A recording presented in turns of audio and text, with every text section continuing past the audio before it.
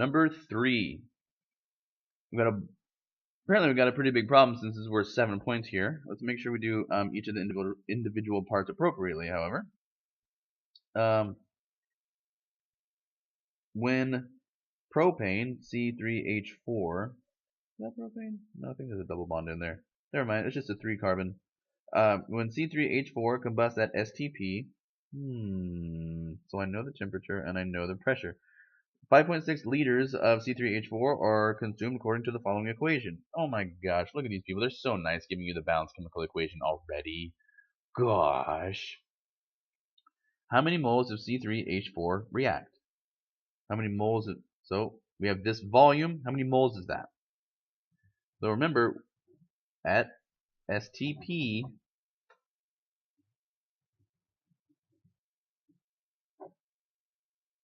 for the 1 mole of any gas, in this case it's C3H4, but 1 mole of any gas occupies 22.4 liters.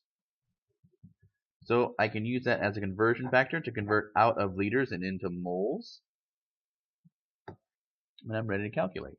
5.6 divided by 22.4, I come up with 0.25. 0.25 moles of C3H4.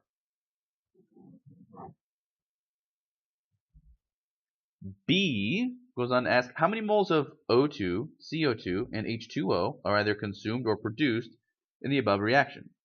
So we have 4 species here. We now know how many moles of this stuff actually actually reacts, and we're being asked for the other 3 species in the reaction. So let's start with O2. Well, I know that I'm going to start with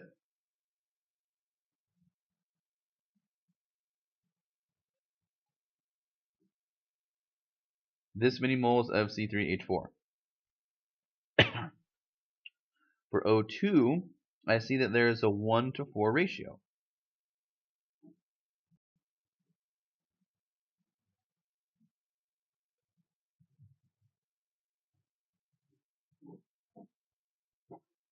So this tells me that number times 4, I can do that in my head, that's 1.0 moles. We're going to do that again for CO2. Again, I want to start with something that I know is true, and part A, I figured out something that I know is true. We're out of moles of C3H4 and into moles of CO2. And the ratio is a 3:1. So that ends up being 0.75 moles. And then lastly, let's do it for H2O.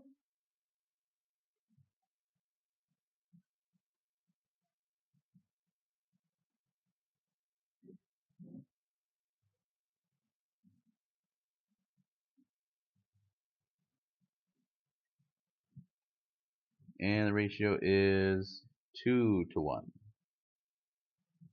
So 0.5. So we're simply using the coefficients of the balanced chemical equation once we know the molar value of one of the species, we can figure out the molar value for any of the other species.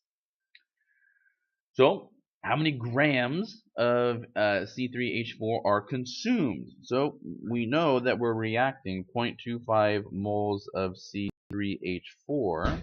We need to convert out of moles of C3H4 and into grams of C3H4. I can use my calculator to figure out the molar mass of C3H4 nice and quickly. I need the mass of 3 carbons plus the mass of 4 hydrogens, and up with 40.07 moles of my hydrocarbon cancel, so I'm left with grams of C3H4. I have a 1/4 of a mole, so let's see, I'm doing 2 sig figs, so I'm going to go with 10 grams. Part D.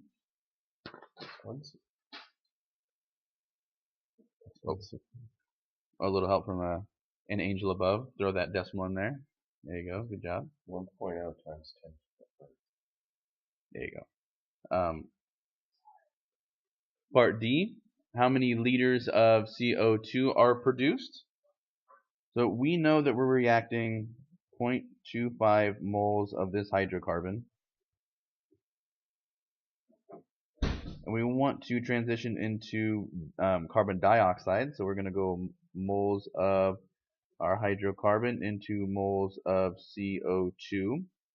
Once we're in that moles of CO2, I can go into liters of CO2 because we're at STP. I can use standard molar volume. Look at all these wonderful things canceling. Now, looking at my balanced chemical equation, my ratio of my hydrocarbon to CO2 is 3 to 1. And 1 mole always occupies 22.4 liters at STP.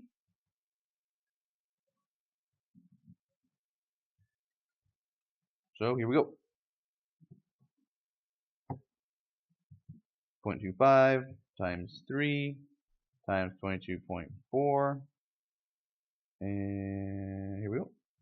Let's see. I want 2 sig figs, so I'm going to go 17 liters of CO2.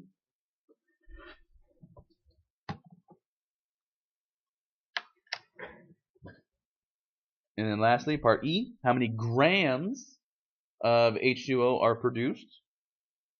So, again, let's start with something we know. In part A, we figured out that this much is reacting.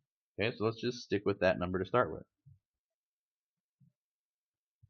Is that amount of our moles of hydrocarbon? I'm going to convert out of moles of our hydrocarbon into the moles of the species that we want to talk about, which is H2O. And then once I'm in moles of the species I want to talk about, I can use the molar mass of that H2O to convert into grams of H2O.